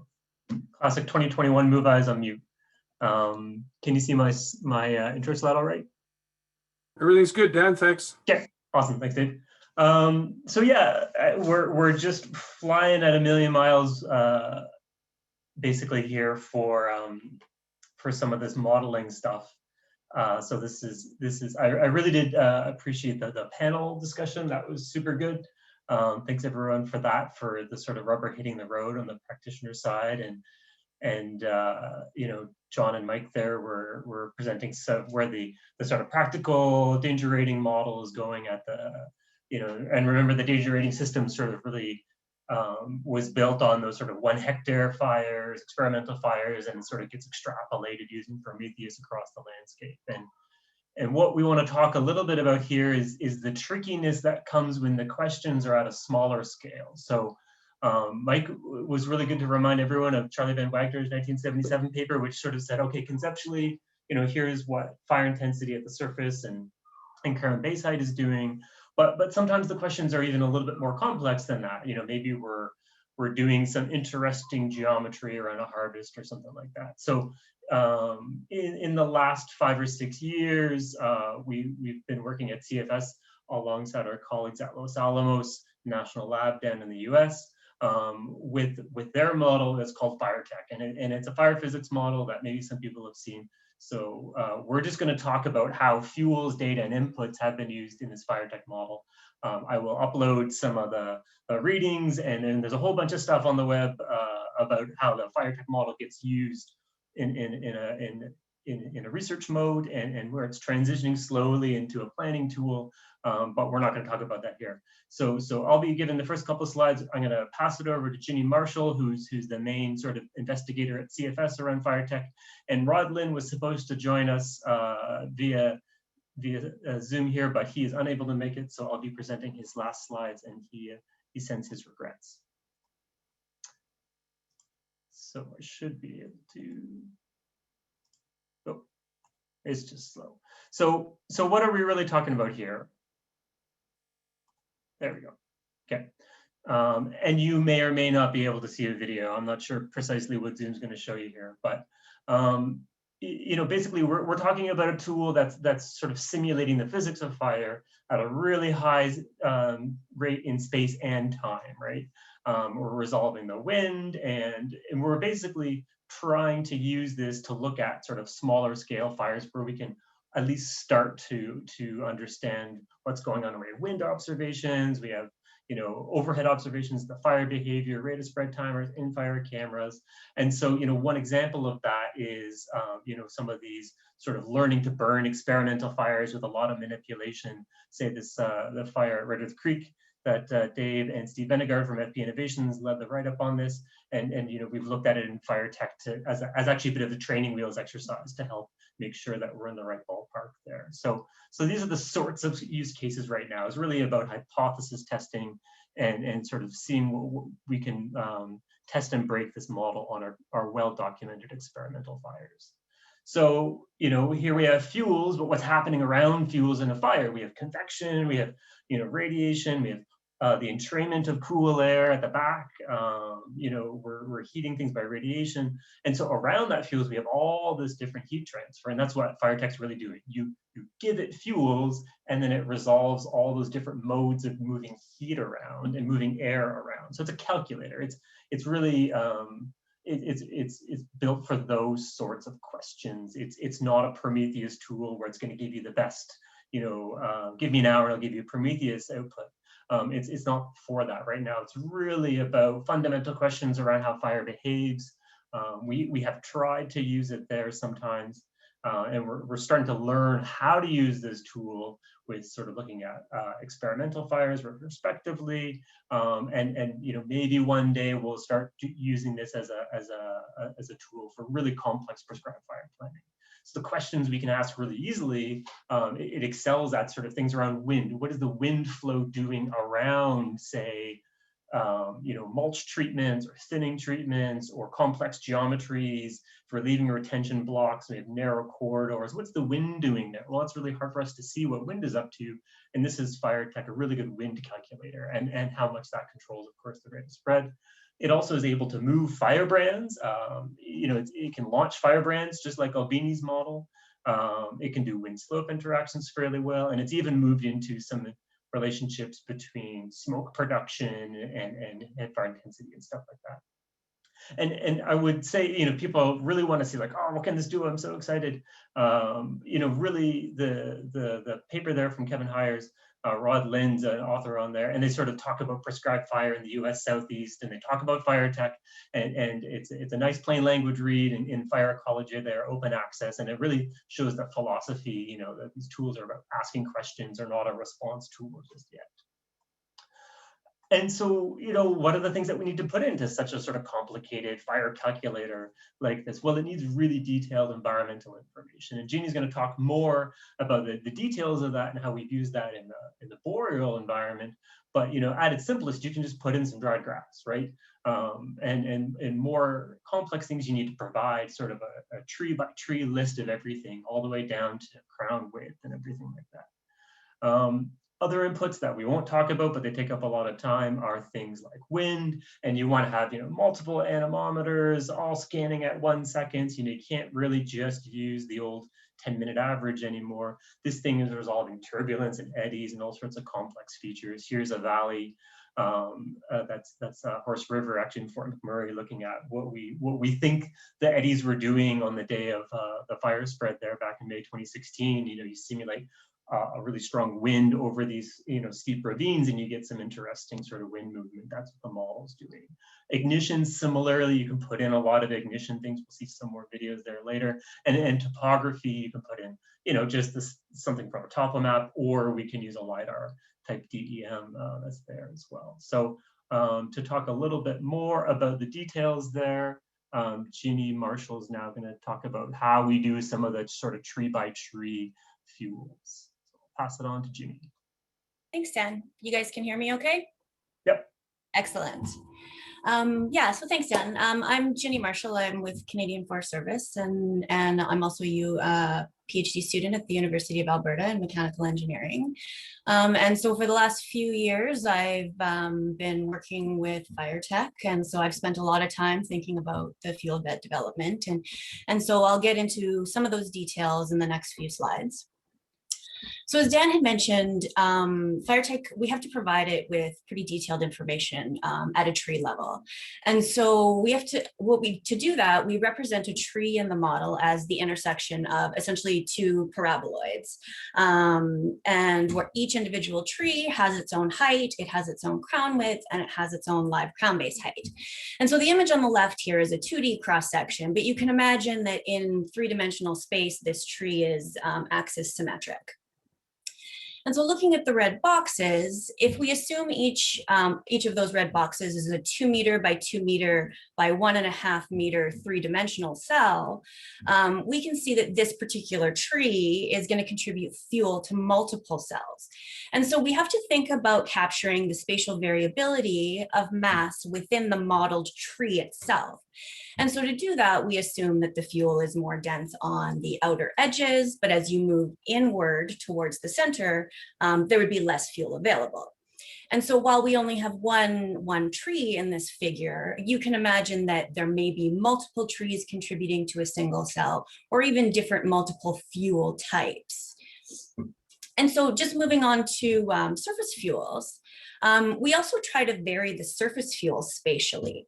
And so if there's a lot of mass overhead, there would be a lot more litter and fine woody debris on the ground. And similarly, thinking about grass, we would assume that there would be more grass near the outer edges of the tree and less towards the center of the tree based on light availability. Oh, I don't think I have control here, Dan. Can you, next slide, please? Yeah. Right. Okay. So not only do we have to think about things like the mass of fuel in each cell, we need to provide information about the size of the fuel elements. And so to do that, we use a size scale, which is typically derived using a surface area to volume ratio for each individual fuel. And so as you can imagine, the two images on the left-hand side would have very different size scales, which would affect the flow field and thus affect fire behavior in very different ways. So we have to make sure that we're capturing those effects. And so at this point, we really only incorporate thermally thin fuels. So that's essentially just the fuels that are consumed in the initial flame front. So just the needles, lichen, fine woody debris, other really fine fuels like that. But we are in the works looking at developing thermally thick fuels. So that should be on the horizon in the coming years. It's just unfortunately not available just yet.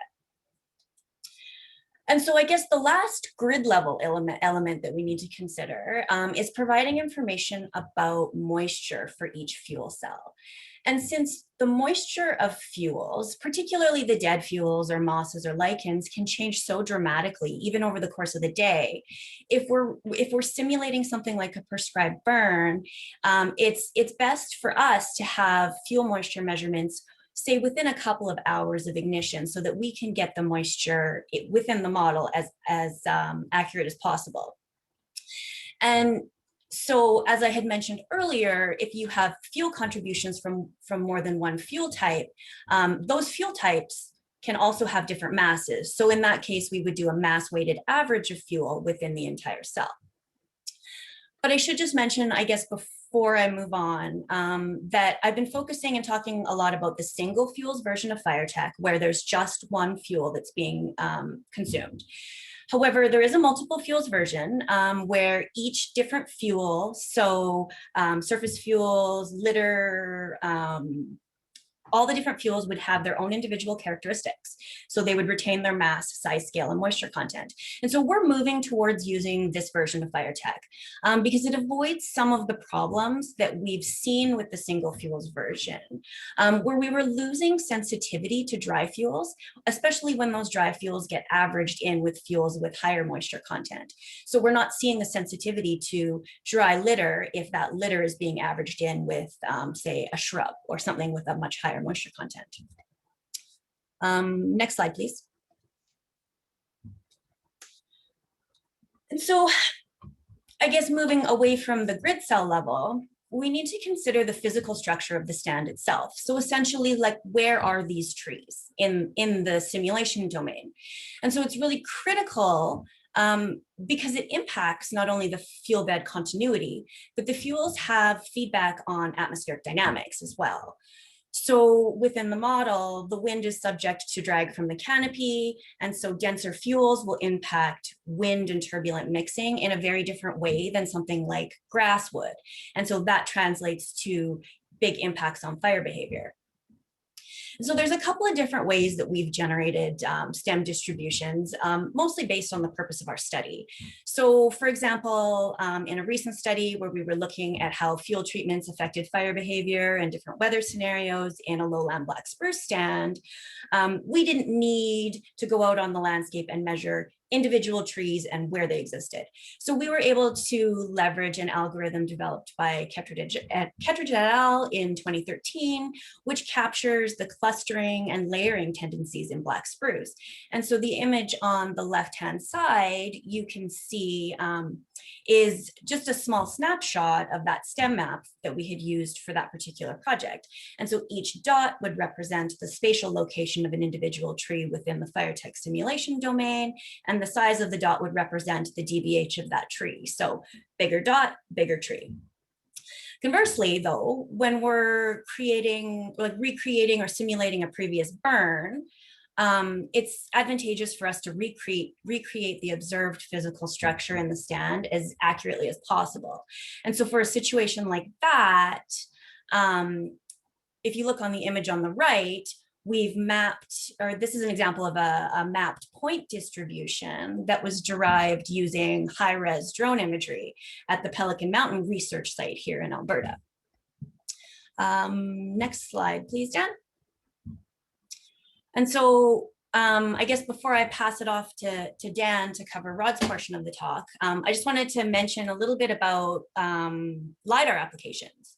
And so Lidar can be really useful for us in a modeling sense, and not only to delineate treatment blocks or identify site features, but we can use it for grid level input for canopy height as well.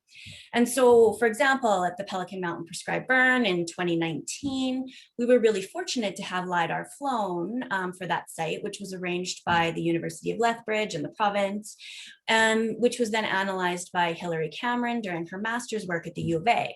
And so part of Hilary's work was developing a crown height model. And so since we had the stem locations for the entire unit, we were able to accurately extract the height of each tree from the crown height model that Hilary had provided. And so just quickly looking at the figures that we've got here, on the left-hand side is an image of the LiDAR detected vegetation model. And on the right-hand side is a visualization of the fuels and fire tech that were developed using the crown height model.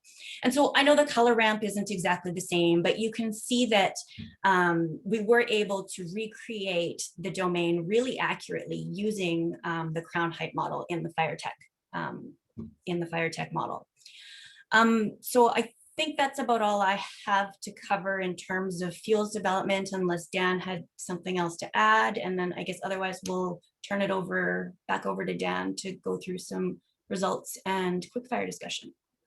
Yep, thanks, Ginny. So, I mean, what these models, can get used for are, like Ginny was showing there, we did this prescribed fire in 2019, and sort of retrospectively now we're reconstructing the fuels, and we have the LiDAR processed when Hilary was in Jen Beverly's lab doing that work. So much thanks to them to be able to help process that LiDAR. But what are sort of the other things that we can do with these sorts of models in the fuels environment? And so Rod though we can't make it, was hoping to sort of highlight some of these things. A recent paper that just came out, I think maybe a week ago, is really sort of interesting for us, and maybe has a little bit of a hint of our interaction with the Los Alamos folks, and looking at sort of the effects of staggering trees and tree gaps. Those sort of 15, and you can see sort of bigger gaps that sort of just put across the landscape there.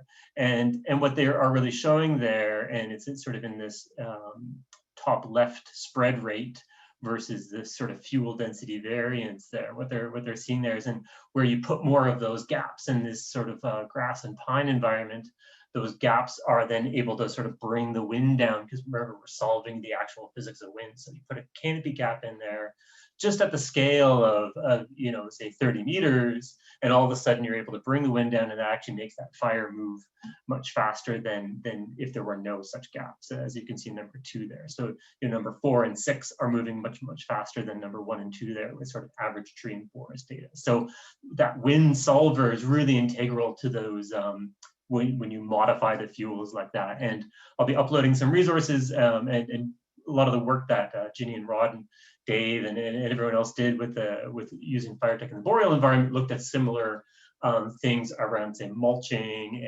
and sort of similar black spruce fuel amendments and treatments in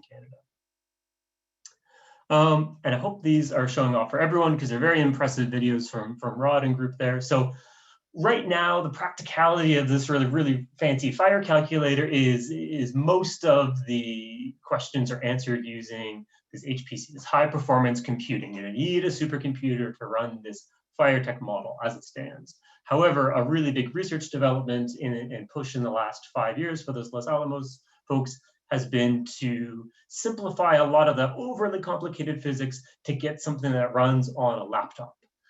So that's what they call quick fire, right? And so you can, what Rod is sort of showing here is this idea that you can use fire tech to maybe do the answer the sort of scientific questions, but maybe you're using quick fire sort of in an iterative loop to think a little bit about, testing out scenarios, model sensitivity, because you can actually run it, as the weather people would say, an ensemble. You can run quick fire, 30, 50 times, or you can also run it on your laptop. So, and then maybe when you need to do something with a lot of precision, you'll use the fancier fire tech model, but the fuels inputs are by design identical.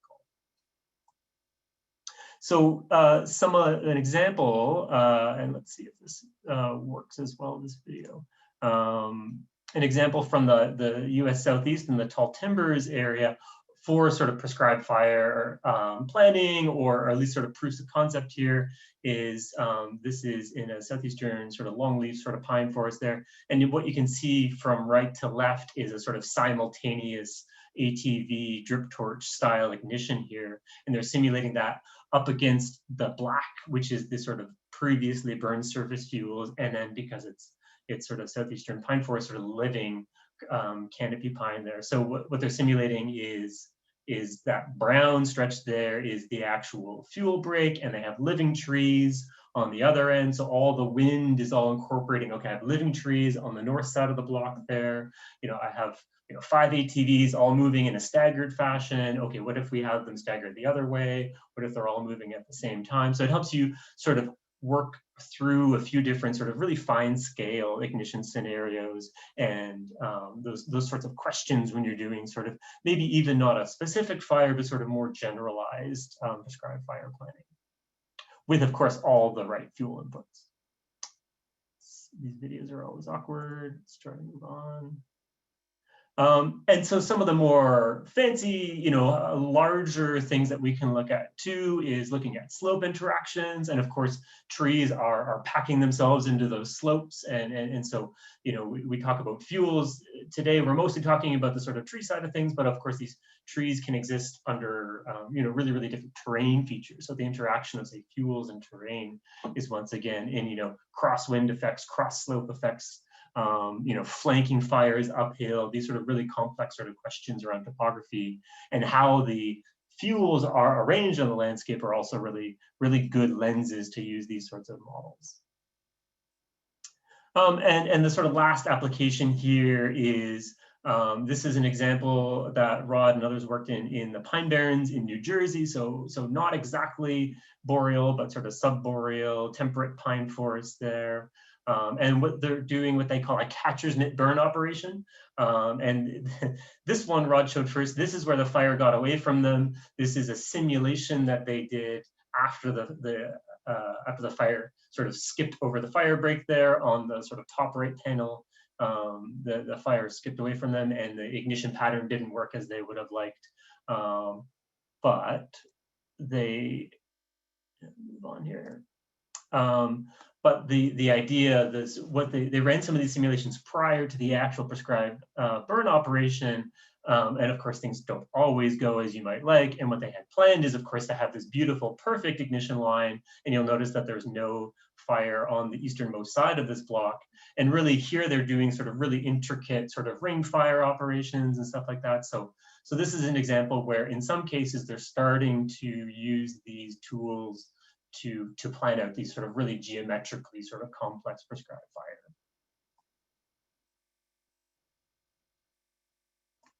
There we go. So in the end, this is one tool. It's the Americans have a huge amount of capacity on this, and Ginny and I are really happy to work with these great people. And the questions that we have are often sort of sub-hectare scale, right? So for a lot of this stuff, more so in the flat boreal, we're trying to resolve those whirls, those eddies, those complicated ignition patterns of the fuels, where the sort of stand level modifications that occur, and where you can't use the sort of Charlie Van Wagner scale to answer the right questions, right? And you do see sort of similar answers, say, comparing the sort of fundamental math-based, really conceptual Charlie Van Wagner 1977 current fire ignition. You get the same trends in these fire tech models, but Charlie's model can't resolve what if I do ignitions in a ring or stuff like that? How does that change the fire intensity in my thin stand? So that setup data, all that LiDAR, the tree maps, everything Ginny talked about, is the really, really big investment right now. And where the Americans are really going is trying to ease that, trying to simplify this sort of a lot of manual setup process in the data and inputs. Right now, it's still mostly a supercomputer application. The laptop version, they have it running, but it's not yet for release to operations. But the folks down in, say, like Tall Timbers in North Florida are really hammering hard on making this more of a sort of push out to a prescribed fire planning tool, right? And so maybe one day in the not too distant future, with the sort of right training, this will become a tool that has a lot of the same, needs and training requirements as sort of a Prometheus, but at a smaller scale. And I could really see, with the right adoption and after a lot of years of trial and error in the operational environment around prescribed fire planning, maybe we'll get this as sort of part of the due diligence on these sort of larger, more complex prescribed fire that we're doing sort of as part of fuels management around communities. So with that, I see we have a couple more minutes here for questions. Thanks.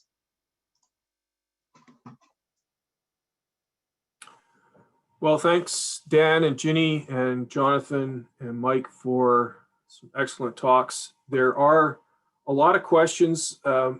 Notably, there's quite a few on the protocols that Mike and Jonathan talked about, and we will assemble those because they'll really help us for our discussions in weeks 3 and 4. So I'm really hoping that we can develop those a little bit.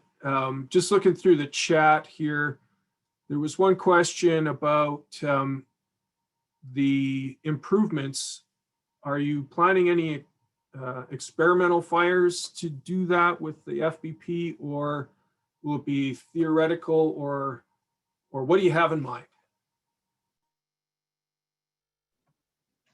Who do you want? You want me to? Oh, I turned my mic on, so I guess I blinked first, right? Yeah. Yeah, I mean, further experimental measurements would be excellent. What we're doing, just to answer very quickly, we are reanalyzing all of the observations that we've, that have been made over the last, 5 decades of experimental fires, with added information pulled out of the files about stand structure and that sort of thing that didn't make it into the original benchmark models. We've been doing a lot of reanalysis like that. But we are quite interested in some targeted experimental burning around, say, the thinning side of things and those sorts of fuels modifications, since that really, we're doing a lot of measurement of some of those drivers like in-stand wind and that sort of thing. That's easy, but yeah, we would like to do more. I would say, Dave Schroeder, we're the work that you're doing at leading at Pelican Mountain there with the group, is part of that. We're hoping to rely on those observations of fuels thinning in that complex as well. So we're hoping to piece it together, but yes, the more we can find support out, say, in the provincial fire management agencies to help carry out these, what are expensive endeavors, then yeah, we'd love to do that. Thanks, Mike. And I'd just add to that some of the questions in the chat and the comments that you've raised here too, we'll be talking about those next week in Jen's session, where we're going to focus on how we measure fuel. So some of these things, some of the frustrations and challenges that we have will come out next week. And then again, that's something in the discussion, and where we want to end up with this workshop is some ideas for direction. So if other agencies want to be able to contribute data to your modeling, they'll be able to do so, and hopefully it won't be prohibitively expensive, so that we can get that information. And I'd also mention too, Dan and Ginny mentioned Hillary Cameron's research with Lidar, and there is a video on that for session 2. and talks about what her work was in detail and how she used airborne LiDAR for that. We've got a few minutes left. From what you saw in the physics-based model, Mike and Jonathan, how do you see, do you see that being able to contribute in a similar way that an experimental burn could do? So if we took one of the example burns that Dan showed and say cranked up the wind speed or changed the thinning regime based on what we learned from modeling the actual burn, is that something that might be helpful to you in developing the next round of FBP? Yeah, it's certainly I think that you directed that to John or I.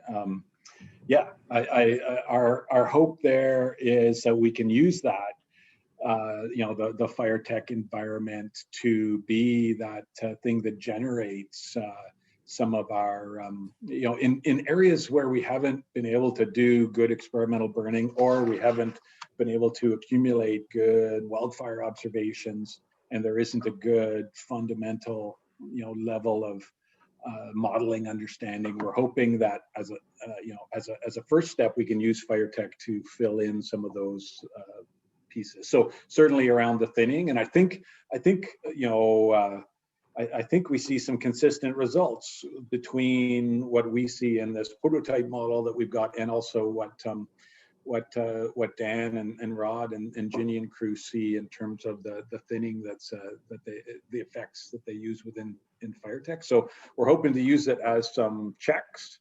Again, hoping that, you know, all of those models should be agreeing.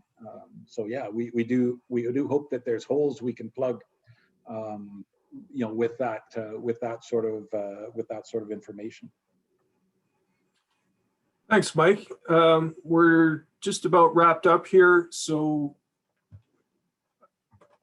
Ginny or Jonathan, Dan, any other concluding remarks you'd want to add in?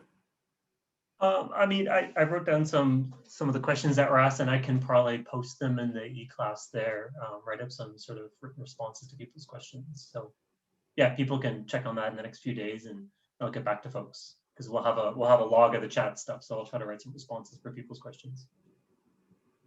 Great, thanks.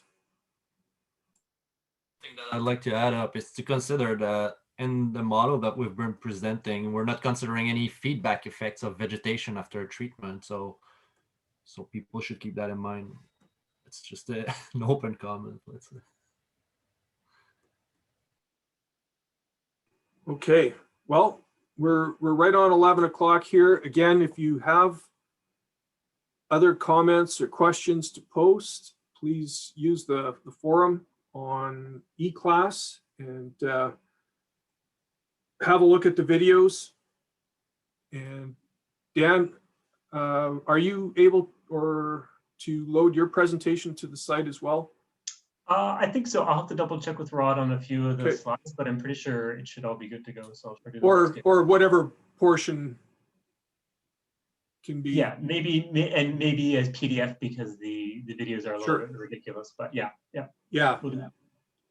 Okay, so the material is available. Thank you, everyone.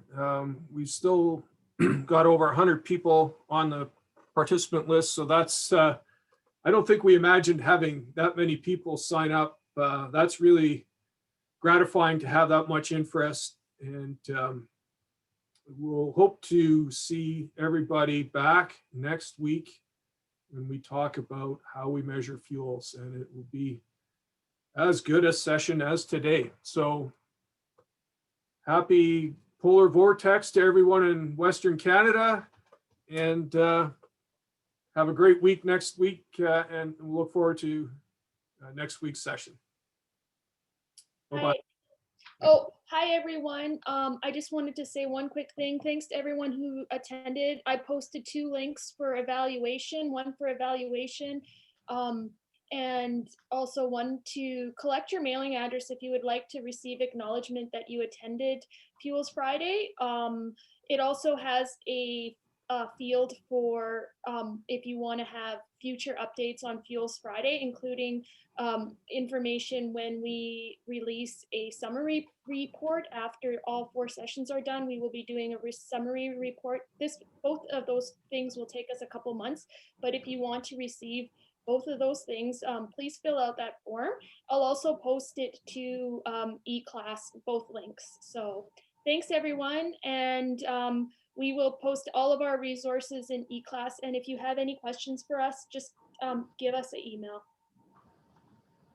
All right, thanks everyone for attending, and we'll see you next week if you're attending.